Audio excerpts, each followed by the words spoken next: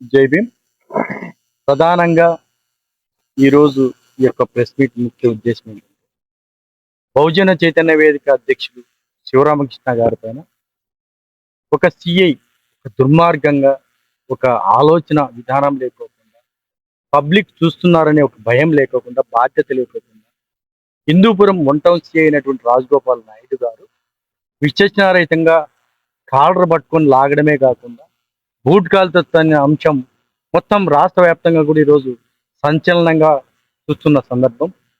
ఒకప్పుడు దళిత నాయకుల్ని కనీసం లేదా ఎస్టీలను ఎవరినైనా మాదిగలను లేదా మాలను ఎవరైనా సరే మాది కూడా అర్హాలంటేనే భయపడే సందర్భం నుంచి బూట్ కాల్తో తన్నే వరకు వచ్చారంటే నిజంగా ప్రజాస్వామ్య దేశంలో ఉన్నామా ఎక్కడున్నామనేది నిజంగా అర్థం కాని పరిస్థితి.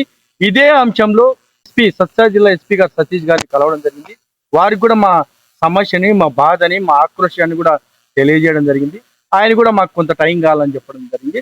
అదే సందర్భంలో ఈరోజు అనంతపురం రేంజ్ డిఐజీ మేడం గారిని కూడా మేమంతా ప్రజా సంఘాలుగా దళిత సంఘాలుగా బిఎస్పీ పార్టీగా జైభీమరావు పార్టీగా అందరం కలుపుకొని బహుజన వర్గాలంతా కలుపుకొని ఈరోజు డిఐజీ మేడం గారిని కలిసిన సందర్భంలో ఆమెకి ఒకటే తెలియజేస్తాం, మేడం మా యొక్క వర్గాలపైన రకరకాల దాడులు జరుగుతున్నాయి, హత్యలు జరుగుతున్నాయి, భూ కబ్జాలకు గురవుతున్నారు, రకరకాల ఇబ్బందులు కలుగుతున్నాయి మేడం. మా యొక్క వర్గాలను కాపాడుకోవాలంటే నీలాంటి నిజాయితీ గల ఆఫీసర్స్ మాకు న్యాయం చేయాల్సిన బాధ్యత అని చెప్పి ఆమెకి వినియోగించడం. ఆమె కూడా ఖచ్చితంగా నేను బాధ్యతగా చర్యలు తీసుకుంటా, మాకు రిపోర్ట్ వచ్చిన వెంటనే చర్యలు తీసుకుంటా అని చెప్పడం నిజంగా మాకు కూడా ఒకంత ఆనందంగా ఉంది. అయితే నేను ఒకటే తెలియజేస్తాను, భారత రాజ్యాంగంలో ఆ మహనీయులు డాక్టర్ బాబాసాహెబ్ అంబేద్కర్ రాజ్యాంగంలో ఎవరికే కానీ కొట్టే హక్కు లేదు. సొంతం కన్నా తల్లిదండ్రినైనా పుట్టించుకున్న బిడ్డలైనా సరే కొట్టే హక్కు ఈ ప్రజాస్వామ్యంలో లేదు. ఇటువంటి సందర్భంలో ఒక పబ్లిక్ ప్లేస్ లో తన్నినటువంటి సిఐ రాజగోపాల్ గారికి ఎందుకంత అహంకారం అని చెప్పి ఇదే సందర్భంగా ప్రశ్నిస్తా ఉన్నాం. మేము కొన్ని డిమాండ్ తెలియజేస్తా ఉన్నాం. నిజంగా పోలీస్ శాఖ వారికి మేమేం చెప్పాలనుకున్నాం అన్ని విషయాలు చెప్పాం.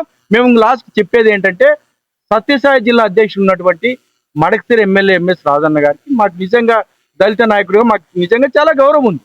మేము ఒకటే ఆయనకి తెలియజేస్తాం, అన్న మీరు అక్కడ జిల్లా అధ్యక్షుడు ఉన్నారు, అక్కడ ఒక ఘటన జరిగింది, దళిత నాయకుడిపై దాడి జరిగింది, వీటిని మీరు పోలీస్ శాఖ ద్వారాగా నిర్ణయం తీసుకుంటారా లేదా మీరు ఖండిస్తారా ఏం చేస్తారో తెలియదు, వారికి న్యాయం జరిగే విధంగా మీరు కూడా ముందుకు రావాలని చెప్పేసి ప్రత్యేకంగా తెలియజేస్తున్నాం. అదేవిధంగా మేము అన్ని ప్రజా సంఘాలు లేదా దళిత సంఘాలు కొన్ని పార్టీలన్నీ కలుపుకొని మేమేమైతే ఈరోజు డిఐజీ మేడం కానీ ఎస్పీ గారికి విన్నవించామో వీటిపైన సరైన రీతిలో మాకు న్యాయం జరగకపోతే ఇదే నెల 11వ తారీఖున అంబేద్కర్ విగ్రహం దగ్గర మోకాళ్ళతో నిరసన కార్యక్రమం తెలియజేయడానికి మేమంతా కూడా నిర్ణయం తీసుకున్నాము. లేని పక్షంలో అప్పటికి కూడా మాకు కరెక్ట్ ఒక నిర్ణయం రాకపోతే న్యాయం జరగకపోతే తర్వాత కార్యాచరణ ఏంటంటే హిందూపురం ఎమ్మెల్యేగా దాదాపు 3 సార్లు ఎమ్మెల్యే గెలిచినటువంటి నందమూరి బాలకృష్ణ గారు ఆయన క్యాన్సర్ హాస్పిటల్ ద్వారాగా కొన్ని అంశాల ద్వారా మాకు కూడా నచ్చుతారు, మేము కూడా అభిమానిస్తాం. అయితే మా యొక్క వర్గాల పైన మా దళిత నాయకుల పైన మా యొక్క ఏదైతే చిన్న చిన్న కులాల పైన దాడులు చేస్తే మాత్రం ఎవరినైనా కూడా ఉపేక్షించే పరిస్థితి లేదు. ఇప్పటికైనా సరే నందమూరి బాలకృష్ణ గారు మీరంటే గౌరవం ఉంది, అక్కడ నీ నియోజకవర్గంలో ఒక సిఐ ఇంత ఘాతుకాన్ని పాల్పడితే కనీసం మీ పార్టీ నుంచి ఎవడేగా స్పందించే దాఖలాలు లేవు. కాబట్టి ఇదే నెల 25వ తారీఖు వరకు మీకు టైం ఇస్తున్నాము.